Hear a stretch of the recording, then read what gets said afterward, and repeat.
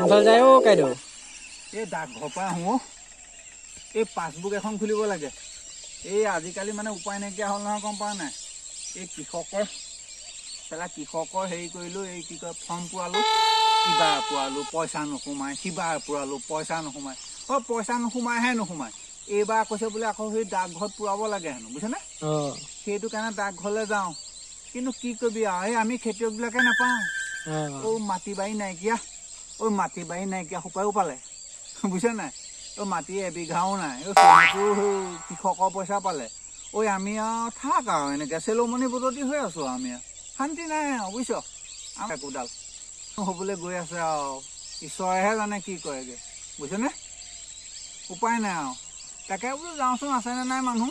তাৰ ঘৰে পাছবুক এখন খুলি থৈ আহোঁ আৰু সোমালে সোমাব, নোসোমালে নাই আৰু কিনো আশা কৰিবি আৰু।